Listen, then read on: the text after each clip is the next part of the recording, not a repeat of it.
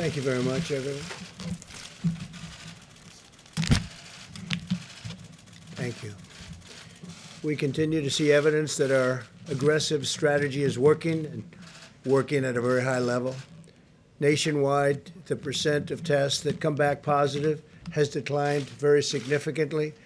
Last week, roughly 38% of the tests in New York were positive. This week, that number is down to 28%. New cases in New York are down 50% compared to a week ago, and fatalities are down 40% over the same period. In Louisiana, the rate of positive test resulted declined from 25% down to 15% in the last 7 days alone. 18 states now show a decline in a number of positive tests in the last 7 days. So over the last 7 days, been very, very significant progress. Half of all Americans live in states that have now taken steps to open their economies. Just yesterday, Governors Gavin Newsom, California, Tim Walz of Minnesota, and Bill Lee of Tennessee announced additional plans to restart certain sectors. We ask every American to maintain vigilance and hygiene, social distancing, and voluntary use of face coverings. We're opening our country. It's very exciting to see. We have a lot of talent involved, from governors down to people that just stand there and help you with the doors. There's been tremendous talent involved and tremendous spirit from our country. The country is a great place, and it's going to be greater than ever before. I really believe that. I think there's going to be a tremendous upward shift. I spoke with Tim Cook today of Apple, and they have a good sense of the market, and he feels it's going to be a V. The V is sharply upward later on as we actually get it fully open.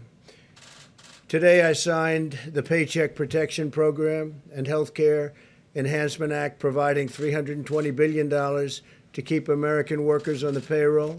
$30 billion of the Paycheck Protection funds will be reserved for small financial institutions, including those that serve minority and distressed communities, extending vital relief to thousands of African American and Hispanic American small business owners and their employees.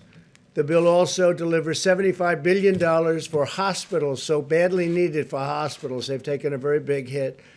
And medical providers in areas less affected by the virus. Hospitals and doctors should work with their state and local health officials on ways to safely resume elective medical treatments and care. Under the CARES Act, we're sending direct payments to millions of American workers. More than 80 million Americans have already received their payment, $3,400 for a typical family of four. $3,400. That's great. And you deserve it. The CARES Act requires that the federal government send out a notice of what benefits Americans are receiving. To fulfill the requirement, the Treasury Department is mailing a letter to me. It will include the amount, their economic impact payment, how it will arrive, direct deposit, check, or prepaid debit card, as well as a message to the nation letting each American know that we are getting through this challenge together as one American family. And that's what's been happening. The whole world is watching us. You have 184 countries out there that have been hit, and now it's probably higher than that. But they're all watching us. They're all watching, and they're calling, and they respect what we're doing so much. I spoke with the leaders of numerous countries today. They're asking if we can send them ventilators, and I'm agreeing to do it. We have tremendous capacity, now overcapacity of ventilators. We're filling up stockpiles for our states and for ourselves. Federal government has over 10,000 ventilators, and we could have a lot more if we wanted to do that, but we're helping Mexico, Honduras, Indonesia, France. We're sending to France. We're sending to Spain. We're sending to Italy, and we'll probably be sending to Germany should they need them. Over the last 3 years, we built the strongest economy and the most successful country the world has ever seen. Greatest economy the world has ever seen. Nobody's ever done anything like what we were able to do. And we will rebuild that economy. Our economy in the not too distant future, I really believe, with all that we've learned and all that we've done, will be just as strong and maybe stronger than ever before. even stronger than it was just 2 months ago. Some interesting note is that the FDA approved the first at-home COVID-19 test kit. Just got approved, and Dr. Stephen, where is Stephen? Stephen Hahn, Stephen, is going to say a couple of words about that and some other things. I want to thank Stephen. The FDA has been incredible. They've been approving not only this, but they've been approving many things at a pace that's never happened before. And they're being very safe about it, as Stephen told me. He's told me very strongly. But at the same time, they're approving things at record numbers at a record rate, and it's really been helpful. Many tests are going on, many vaccine tests, and tests of every different kind. And things are happening, just like this event, things are happening very rapidly, and I'd like to have Stephen tell you a little bit about it. Thank you very much, Steve. Thank you, Mr. President. I appreciate the opportunity to tell you about what's happening at the FDA. We have a team of more than 18,000 employees, including 10,000 scientists, doctors, pharmacists, and nurses. And they've been working around the clock because, as you probably know, many of the medical products that are being used for the COVID-19 outbreak are, in fact, regulated by FDA. The staff have been hard at work authorizing tests and other medical products. As part of these efforts to support diagnostic test development during this global pandemic, the President has asked us, and under his leadership, to actually cut down as many barriers as we possibly could to get medical products into the medical community, and we have done that, of course, recognizing the urgency of the situation. I do want to emphasize what the President said, that is that we are very much paying attention to safety and with respect to test validity and reliability of those tests. And I think it's really important to understand how far we've come in just a few short months. The academic community, which I come from, the private sector, the government, we've come together to develop diagnostics for a completely new infectious disease. And it's really important. We've heard from many test developers, both in academia and in the manufacturing world. This normally takes years to develop. You've heard Dr. Birx talk about the fact that HIV tests have taken many, many years to develop. This has happened in weeks and months. And we've been laser focused on working with both industry and academia to actually make this happen. To date, under our emergency use authorization approach, we've quickly reviewed and authorized 63 tests, both diagnostic as well as serologic, that is the antibody test. We've had several point-of-care tests, and that's important because those can be done in the emergency room or in a doctor's office, et cetera, and much more convenient for the patient. And this week, as the President said, we authorized the first at-home test by a company called LabCorp. This is a test where, under certain circumstances with a doctor's supervision, a test can be mailed to a patient, and the patient can perform the self-swab and then mail it back and get the results after that time, all under the guidance of a licensed physician. And we're not just letting up with these 63 tests we've approved. We are working with more than 400 test developers who are pursuing authorization for their diagnostics under our current policies. And under our regulatory approach, which is quite flexible, many other tests are becoming available. We have heard and have reported to us 220 labs around the country have begun patient testing using their own validated tests. This has allowed us to increase significantly tests around the country. I updated you earlier this week on serologic tests, these antibody tests that are used to detect natural immunity, and the FDA's approach to help make these tests available. While these are just one part of our larger response effort, they can play a role in helping move our economy forward by helping healthcare professionals identify those who have immunity to the COVID-19. And just finally, when it comes to therapeutics, we are leaving no stone unturned in finding treatments for COVID-19.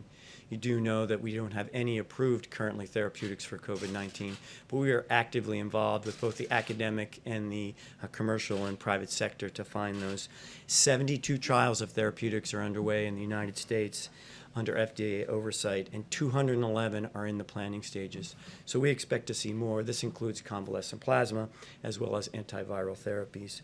Work continues on vaccines, and 2 firms have announced that the FDA has authorized their trials to go forward, one of which we've mentioned here before.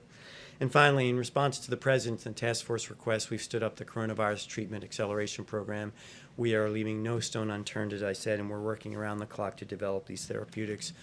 for the American people. Thank you very much. Dr. Thank you Hahn. very much. Dr. Hahn, a question about antibody tests, please. Go ahead, Doctor. Would you like to maybe? It's a quick question, and it's timely because just about an hour ago, a subcommittee with oversight released some findings that the FDA doesn't have any review of the antibody tests that are on the market. There are no guidelines to tell which ones should be out there, and there's no way to test their accuracy. They're quite worried that these are junk tests on the market because they weren't reviewed before they were approved. Is that true? So under our policy, we provided flexibility. What we've told manufacturers is that in order to market in the U.S., they have to validate their tests.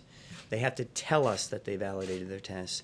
And then in the package insert, they have to let people know, end users, labs, et cetera, that those tests were not authorized by FDA. We've authorized 4. As I mentioned, more in the pipeline. And these tests that have come in without any information to us but have been self-validated, as I mentioned at the podium a couple days ago, we are working with the National Cancer Institute as well as CDC to perform our own validation of the tests that have been sent to us. So we'll provide as much information as we possibly can. And there is transparency on our website about those tests and also the tests that we have authorized. Thank you. Have you gotten Thank you very information? much. Mike, please. Thank you, Mr. President. From early in this effort, President Trump has called forth a whole of government response to the coronavirus epidemic in America. And by that, the President made clear when he asked me to lead the White House Coronavirus Task Force, not merely a whole of the federal government, but a full partnership with state and local governments across the country. And today we renewed that with our latest conference call with governors all across America.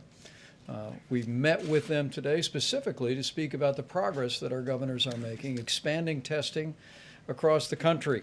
And we were pleased to hear about the extraordinary and rapid progress that governors are making.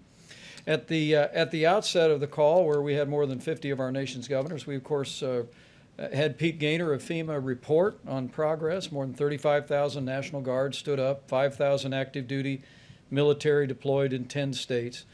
And we were also pleased to report that FEMA, HHS, and the private sector have coordinated the delivery of shipments to states around the country, including nearly 67 million N95 masks, 105 million surgical masks, surgical gowns, shields, gloves, more than 10,000 ventilators, and more than 8,000 federal field medical station beds. Beyond the report that we provided to the governors, we assured them that at the President's direction, this is one team, one mission. And we made it clear to the governors that we know we're all in this together. And the partnership that we have forged together really begins with mitigation efforts.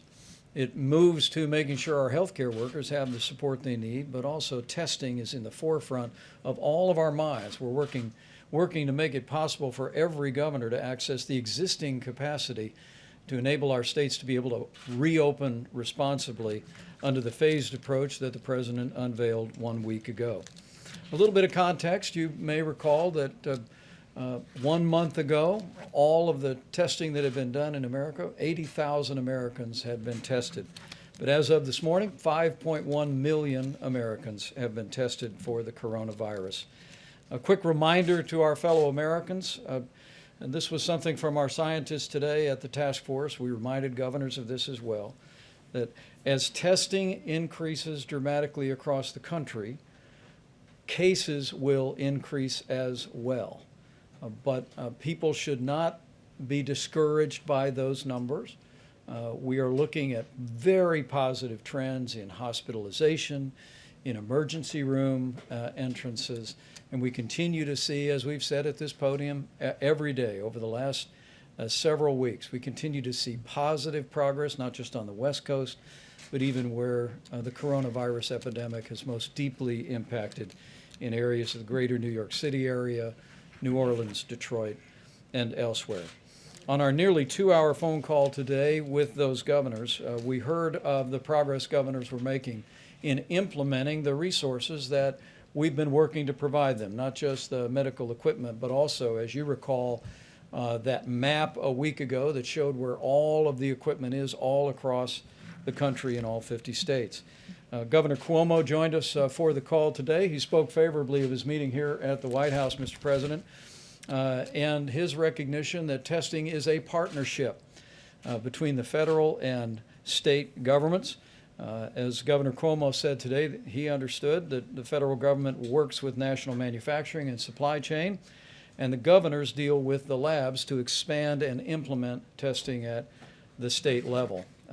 Governor Cuomo also explained how he's using his licensing authority as a governor to stand up the more than 300 labs that can do coronavirus testing in the state of New York, and we congratulated him for his leadership in that and urged other governors to use their authority similarly. In Tennessee, Governor Bill Lee told us that he's deployed the National Guard to stand up more than 20 drive-through test sites. They're testing 10,000 people a day, have already tested more than 130,000 people in Tennessee, and they expect to surge another 15,000 people in testing sites this weekend in Tennessee. Massachusetts is an area we're continuing to watch very closely as cases have not yet stabilized, and Governor Charlie Baker, after he thanked us, Mr. President, for the Army Corps of Engineers deployment of 4 field hospitals, he described how they have rapidly expanded testing all across Massachusetts. We commended him for that. In the beginning of March, he said they had just 1 testing site in the state of Massachusetts, and now, thanks to Governor Charlie Baker's team, they have more than 30 testing sites. Minnesota Governor Tim Walz reflected on the call today about the partnership he's forged with the Mayo Clinic, the University of Minnesota, and State Health Department. They're actually collaborating to perform 20,000 molecular tests and 15,000 antibody tests per day. And I'm looking forward to traveling to the Mayo Clinic in Minnesota on Tuesday of next week to learn firsthand from the governor about their efforts across the state to expand testing. Iowa Governor Kim Reynolds gave us an update, Mr. President, on her progress. She's literally tripling testing capacity in her state through a partnership with the private sector, with the University of Iowa and Iowa State University. She also launched the testiowa.com website, which actually creates an access point for people to fill out a questionnaire about whether or not their symptoms or circumstances would justify a test. She said in the first 72 hours, 150,000 people went to the test site to receive an assessment, and Iowa is now testing 4,500 people a day in their state. In Indiana, I spoke also today with Governor Eric Holcomb. They've tested 72,000 Hoosiers to date. They're adding drive-through sites. They'll have 10 drive-through sites established by the state of Indiana before the end of the weekend. And as other governors have done, Governor Holcomb last week opened up half of their elective surgery sites and hospitals across the state, and they'll be opening up the balance of their elective surgery sites next week. In Maryland, another area that we're watching very closely, Governor Larry Hogan expressed appreciation for federal support as he's continuing to scale testing. He had been in touch with the National Institute of Health, which is opening up its laboratories for Maryland to do testing, and we were also able to confirm to him that Walter Reed Hospital's laboratory capacity is available to Maryland.